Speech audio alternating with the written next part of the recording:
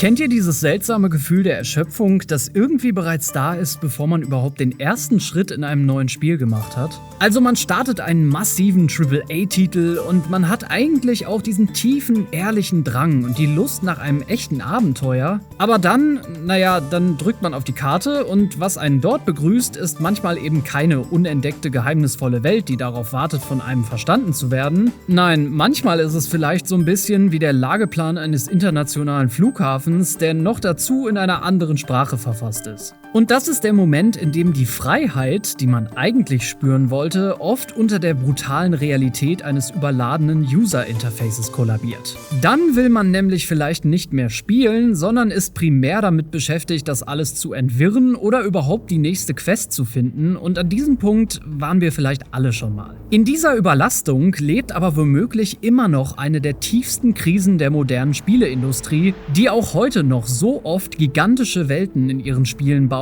aber diese sich dann eben anfühlen wie durchgeplante Freizeitparks, die keine bis wenige Überraschungen in sich tragen. Und auch wenn es immer wieder so rüberkommt, ist das immer noch nicht nur eine private Befindlichkeit von Spielern, die vielleicht einfach zynisch geworden sind, weil wir ja auch viele positive Beispiele davon haben, sondern zum Teil wirklich ein systematisches Designversagen, das mittlerweile sogar von den Architekten dieser Welten, also Spieleentwicklern, selber offen diskutiert wird, nämlich die sogenannte Open World Fatigue. So wie Cameron Williams, ein ehemaliger Entwickler bei Rockstar Games, es beschreibt, erkunden Spieler nämlich schon nicht mehr, obwohl man ihnen ganze Kontinente vor die Füße wirft, aber auch, weil die Spieler es nach Freemium- oder Live-Service-Spielen eben leid sind, ihrer Zeit und auch ihrer Aufmerksamkeit beraubt zu werden. Und auch Thomas Mahler, der kreative Kopf hinter Ori, warnt öffentlich davor, dass viele große Welten mittlerweile einfach unerträglich langweilig wirken, weil prozedural generierte Masse halt niemals ein intelligentes oder gar handgemachtes Leveldesign ersetzen kann.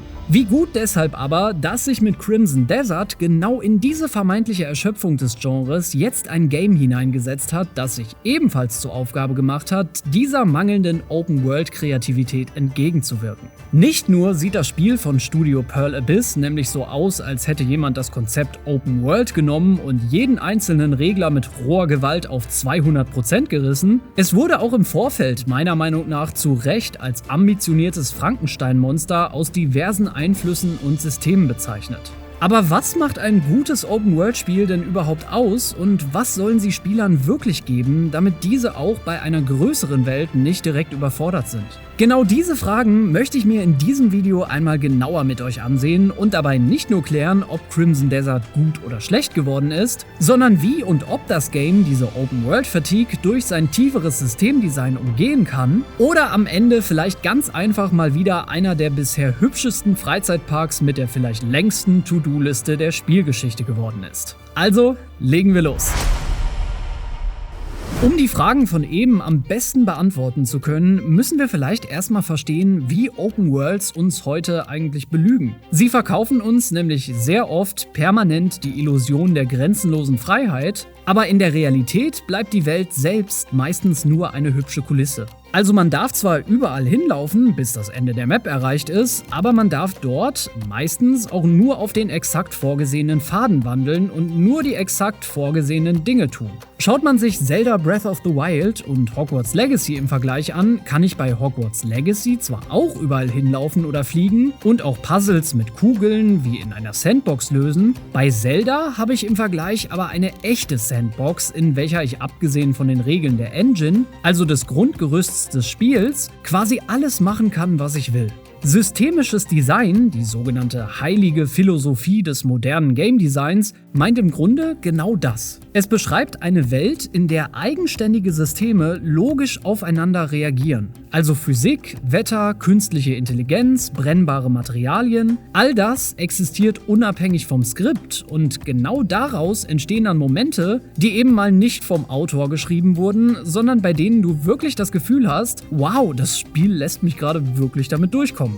Nintendo hat genau das bei Zelda gemacht, also das gesamte Spiel um physikalische Systeme herum gebaut. Beim Spielen geht es somit nicht darum, den einen richtigen Weg zu finden, sondern darum, dass die Werkzeuge so robust programmiert sind, dass du das Spiel auf hunderte Arten überlisten darfst. Das ist technisch dann aber auch so absurd komplex, dass Nintendo-Entwickler beispielsweise auf der GDC Vorträge darüber hielten, wie sie dieses physikalische Fundament überhaupt vor dem Zusammenbruch bewahrt haben. Und schaut man sich Dragon's Dogma 2 an, entsteht das System dort sogar eher noch über das Zusammenspiel von KI-Begleitern und dynamischen Kämpfen. Das Spiel inszeniert also keine perfekten Situationen, sondern es lässt sie durch Chaos und Regeln passieren, die durch die Capcom-eigene RE-Engine, welche schon bei Resident Evil genutzt wurde, gesetzt wurden. Bei Crimson Desert setzt Pearl Abyss jetzt aber auch nicht einfach auf ein bekanntes Grundgerüst wie die Unreal Engine, sondern auf ihre hauseigene Black Space Engine, die hochkomplexe Wassersimulationen, volumetrischen Nebel, der physikalisch korrekt auf Bewegung reagiert, Raytracing und extrem grafikbasiertes Cloth- und Hair-Rendering setzt. Das alles könnte man jetzt vielleicht, wie viele es bei Resident Evil tun, auch als reine Grafikprahlerei abtun, aber die Technologie ist hier eben mal kein Selbstzweck, denn externe Engines konnten diese große Vision vom Game vielleicht schlicht und einfach nicht tragen, weil sie zu komplex war oder es wurde sich halt einfach nur auf eine hauseigene Methode konzentriert. Und das ist auch der springende Punkt, an dem Crimson Desert das Genre vermeintlich jetzt wieder retten will.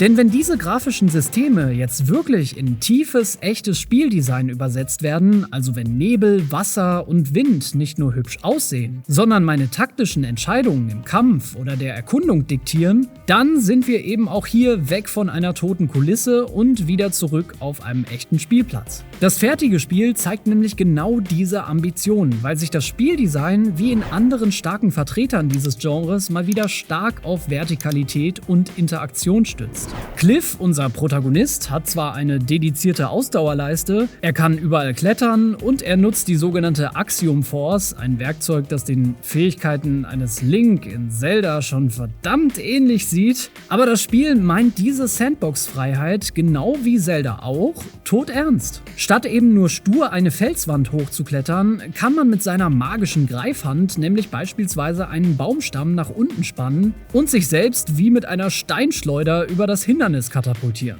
Ein 3-minütiges Kletterrätsel ist so dann mal eben in 2 Sekunden gelöst und das Beste daran ist, das Spiel nimmt dich dabei absolut mal null an die Hand. Es gibt dir No Front, also keine gelb markierten Kanten, keine nervigen Monologe des Hauptcharakters, die dir nach 10 Sekunden ungefragt die Lösung verraten und du wirst als Spieler endlich mal wieder richtig für voll genommen. Aber genau hier muss man dann auch irgendwie warnen, denn schon vor Release wurde in Interviews teilweise zugegeben, dass man die Überreste der MMO-Vergangenheit des Studios noch deutlich spürt, was die Steuerung beweist. Die ist nämlich nicht nur extrem komplex, sie grenzt teilweise auch an absolutes Mikromanagement und das ist wirklich nicht übertrieben. Wie schon in Preview-Videos gezeigt wurde, ist es so, dass wenn du in der Welt eine simple Fahne aufheben willst, dann drückst du nicht einfach eine Taste, sondern feuerst eine klobrige 4-Tasten-Kombination ab. Willst du sprinten, dann musst du selbst im hitzigsten Actionkampf wie in Red Dead Redemption 2 permanent die X-Taste hämmern. Nichts gegen Red Dead Redemption, ich liebe dieses Spiel.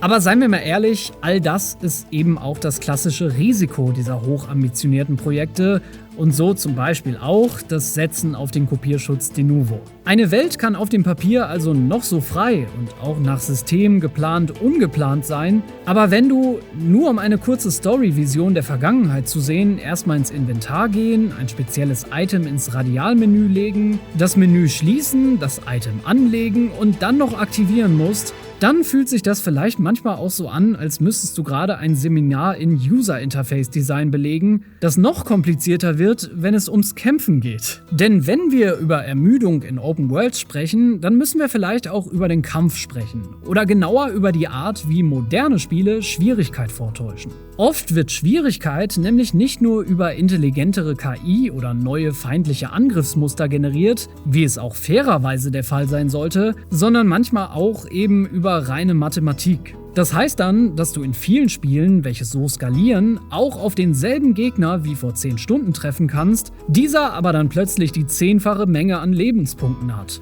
Und weil es für so ziemlich alles ein schlaues Fachwort gibt, nennt man das im Spieldesign auch gerne Bullet Sponge Design. Das hat übrigens nichts mit SpongeBob zu tun. Dieses ermüdende Design ist, das zeigt uns die Vergangenheit sehr gut, auch fast immer das direkte Nebenprodukt des Versuchs, Action-Gameplay mit MMORPG-Tropes, also Elementen, die häufig in Videospielen vorkommen, zu vereinen. Also wenn reine Zahlen, Level-Scaling und Ausrüstung vielleicht wichtiger werden als das tatsächliche Lesen von Gegnern und mechanischer Skill. Warum das in einer Open World so absolut tödlich für die Motivation ist, sieht man aber, wenn man sich die gespielte Zeit nach so einem Game mal genauer anschaut. Denn wenn jeder simple Gegner plötzlich Minuten dauert, nur weil sich die Lebensbalken künstlich aufblähen, dann fühlt sich Erkundung eben nicht mehr nach reinem Abenteuer an, sondern wird wirklich zur zähen Arbeit. Ein verhasstes Suicide Squad Kill the Justice League oder auch Gotham Knights lassen uns nämlich zwar Superhelden sein, im Vergleich aber auch gegen völlig generische Handlanger kämpfen, die minutenlang da stehen und auf deren leuchtende Lebensleisten wir schon ziemlich lange einprügeln müssen,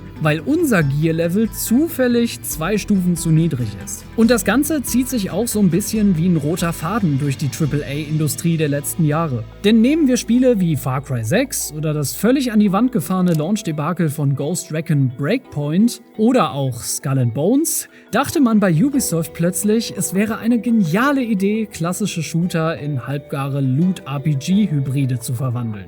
Wenn ein Spiel einem nämlich verbietet, durch echtes mechanisches Können zu gewinnen und stattdessen von einem verlangt, dass man erst 10 Stunden irgendwelche Kisten farmen muss, damit die Zahlen groß genug sind, dann kann das, und das ist wirklich wichtig, auch ein Gameplay-Element sein, das genauso gedacht ist und auch funktionieren kann. Es kann aber eben auch, und das weiß Ubisoft wahrscheinlich auch genau, künstliche Arbeitsbeschaffung sein. Crimson Desert scheint diese Falle aber zum Glück etwas genauer studiert zu haben. Die Entwickler bei Pearl Abyss ruderten öffentlich nämlich schon vor Release des Spiels extrem zurück, wenn man sie auf klassische Rollenspiele ansprach, weil es hier fast gar kein klassisches Levelsystem mit Erfahrungspunkten gibt, das einen auch künstlich stärker machen könnte. Stattdessen basiert das Kampfsystem nämlich auf echten Action-Kombos, also Blocken, Ausweichen und das Timing der Gegner lesen. Nur eben als mechanischen Skill und nicht als Souls-like und eben nicht einfach nur als Tatsache, weil du vorher 100 Wölfe für XXP umgeklatscht hast. Und das absolute Highlight, was genau dieses Bullet-Sponge-Problem ablöst, ist allerdings das Boss-Design. Denn hier belohnt dich das Spiel nicht etwa mit langweiligerem Loot.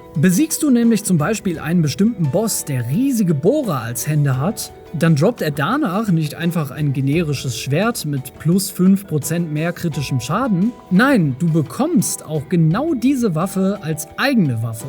Ein Punkt, den sehr viele vergleichbare Games nicht erfüllen, obwohl er einfach nur realistisch ist, aber halt auch aufwendiger. Denn so nutzt du diese Dinger eben nicht nur im Kampf, um den nächsten Gegner zu zerschreddern, sondern kannst sie im besten Fall eben auch als Gadget in der Open World verwenden, um damit Erze abzubauen. Das ist zusammengefasst also genau das Gegenteil von künstlicher Arbeitsbeschaffung, sondern das ist dann genau dieses tiefere System und vor allem ein belohnendes Spieldesign. Das Spiel gibt einem damit nämlich nochmal ein völlig neues Werkzeug für eine Sandbox, weil man mechanisch gut war und eben nicht nur, weil man stupide eine Zahl hochgegrindet hat. Ihr merkt vielleicht, da greifen viele Systeme ineinander, auf die Entwickler achten müssen, und deshalb ist es nicht umsonst so schwer, ein Open-World-Spiel oder überhaupt ein Videospiel generell richtig zu bauen, sodass man langfristigen Spaß hat. So auch wie zum Beispiel bei MMORPGs. Und damit sind wir beim großen, unausweichlichen Elefanten im Raum angelangt, denn Pearl Abyss ist nun mal auch das Studio hinter Black Desert Online. Und dieser Hintergrund triggert bei fast jedem Singleplayer-Fan vielleicht sofort einen gewissen Reflex, nämlich die Angst vor dem Singleplayer-MMO. Also eine Einzelspieler-Story, die bis ins Mark von Daily Quests, endlos Währungsgrind und, dürfen wir mittlerweile nicht vergessen, von toxischen Monetarisierungsmechaniken durchzogen ist. Und diese Angst ist, wenn wir uns das Spiel mal genauer ansehen, aber leider auch irgendwie berechtigt. Denn Pearl Abyss kriegt diese MMO-DNA, meiner Meinung nach, egal wie stark sie es versuchen, einfach nicht komplett aus dem Code gewaschen. Das fängt schon bei unserem Protagonisten Cliff an, der sehr wortkarg und stoisch ist. Also da passieren die krassesten Dinge um ihn herum, ihm wachsen plötzlich magische Flügel aus dem Rücken, er wird auf schwebende Inseln katapultiert, von denen er noch nie gehört hat, und seine Reaktion ist einfach ein stumpfes Okay. An den Stellen sieht man dann aber vielleicht auch, dass das Spiel ursprünglich mal als Prequel zu Black Desert Online im Raum stand und Cliff damit womöglich auch als MMO-Avatar geplant war, dem man für den Singleplayer-Release notdürftig jetzt ein bisschen Story gegeben hat. Denn während ein Geralt von Riva selbst der banalsten Nebenquest noch Charme einhaucht, ist Cliff charakterlich einfach ein bisschen flach geraten. Und diese Behandlung zieht sich aber auch leider nahtlos in das Quest-Design weiter. Denn in einem guten Singleplayer-RPG greifen Aufgaben ja eigentlich logisch und organisch ineinander. In Crimson Desert geht man aber zum Beispiel in eine Bar, spricht mit Leuten und ohne dass irgendein NPC auch nur irgendwas sagt, updatet sich plötzlich der Questlog. Statt also einen Barbesucher organisch sagen zu lassen, dass man doch bitte irgendwen umbringen soll, der Ärger macht, passiert das einfach so und das bricht bei der eigentlich so beeindruckenden Welt dann leider oft die Immersion. Die Stärken von Crimson Desert liegen deshalb vielleicht genau in dieser Erkundung, den unendlichen Möglichkeiten bei diversen anderen Interaktionen wie Streicheln, Angeln, Kochen, dem Finden von versteckten Items oder dem Verbessern von Leben oder Ausdauer durch die Abyss-Artefakte. Denn genauso wie in Zelda Breath of the Wild oder Tears of the Kingdom geht es, und das sollten Spieler vor dem Kauf definitiv wissen, wie man auf Steam sah, nicht primär um die Story, sondern vielmehr um den Spaß daran, dass einen keiner an die Hand nimmt. Also wirklich, hier seid ihr selbst bei den Rätseln fast immer absolut auf euch gestellt. Und während das alles bei Zelda vielleicht noch etwas anders war, weil da auch ein großer Name im Spiel war, müssen viele trotz überladener Steuerung vielleicht auch bei Crimson Desert zugeben, dass da zumindest gewaltig viel an Liebe drin steckt, auch wenn es mit seinen haltlos überladenen Funktionen, der MMO-Vergangenheit oder vielleicht unsinnigen Story-Entscheidungen weit bestimmt nicht alles richtig macht. Aber wie gesagt, darum geht es bei einem solchen Spiel vielleicht auch nicht. Sondern vielmehr um das Experimentieren mit der Welt und viel weniger um die Story. Und zum Glück hat ja auch alleine der Day-One-Patch und die Verbesserungen danach schon viele Probleme wie die Steuerung oder zum Beispiel zu wenig Schnellreisepunkte behoben. Die Welt von Crimson Desert ist deshalb auf jeden Fall eine geniale Sandbox für Physikexperimente, aber auf sozialer Ebene fühlt sie sich, meiner Meinung nach, oft an wie genau das, was viele befürchtet haben, nämlich ein MMO, bei dem man einfach die anderen echten Spieler vom Server geworfen hat. Das Spiel ist auf der anderen Seite aber auch extrem riesig und alle Elemente hier zufriedenstellend zum Laufen zu kriegen, war eben auch eine gigantische Mammutaufgabe. Dennoch muss man Pearl Abyss also lassen, dass sie sowohl mit der Grafik als auch mit den Mechaniken der eigentlichen Welt, der Weitsicht und auch den Gegebenheiten der Engine, welche diesem Spiel zugrunde liegt, ein hochwertiges Open-World-Game erschaffen haben, das sich weder hinter irgendwelchen Konkurrenten zu verstecken braucht, noch durch seine fairen Mittel wie keinerlei Mikrotransaktionen oder sonstige kosmetische Anpassungen durch Echtgeld der Gaming-Branche mal wieder klar macht, dass man sowas eben auch nicht unbedingt braucht. Mal abgesehen von den PS5-exklusiven Bonus-Outfits, Plattensets, Deluxe-Inhalten und separat kaufbaren Deluxe-Packs nach Release. Crimson Desert ist genau deshalb womöglich das Ergebnis einer monumentalen Aufgabe, das Konzept der Open-World-Abenteuer wieder emotional wertvoll zu machen, und sie beweisen meiner Meinung nach eindeutig erneut, dass wir weniger Excel-Checklisten und dafür mehr echte physikalische Interaktion mit der Welt, also auch weniger Bullet-Sponge-Gegner, die unsere Zeit fressen, und ein Kampfsystem, das echte Strategie und Skill belohnt, einfach brauchen. Denn Pearl Abyss hat im Vorfeld schon einen Satz gesagt, an dem sie sich trotzdem nun messen lassen müssen, der aber auch für die gesamte Spieleindustrie ein Segen ist. Nämlich sollen Inhalte Spaß machen und sich anfühlen wie ein organischer Teil der Welt, nicht wie ein nachträglich drangeklebtes Beschäftigungsprogramm. Das habt ihr mir zwar auch schon in der Umfrage gezeigt, die wir immer mal wieder auf diesem Kanal machen, aber jetzt möchte ich diese Diskussion gerne nochmal an euch weitergeben. Was ist für euch denn das schlimmste Symptom von seelenlosen Open Worlds? Sind es die unerträglich vielen Icons auf der Karte oder doch die ewig gleichen Bullet Sponges? Oder ist es vielleicht gar dieser endlose Live-Service-Loop, wie man ihn beispielsweise in Skull and Bones schon sehen konnte? Und was muss Crimson Desert in euren Augen jetzt noch tun oder was hat es schon getan, um euer Vertrauen in das Genre zurückzugewinnen? Schreibt mir eure ehrliche Meinung gerne in die Kommentare. Und wenn euch diese Art von Video gefällt, dann könnt ihr mir das natürlich sehr gerne mit einem Like gegen den Strike oder auch einem Abo zeigen. Das hilft mir extrem dabei, das hier weiterzumachen. Bis zum nächsten Video und haut rein!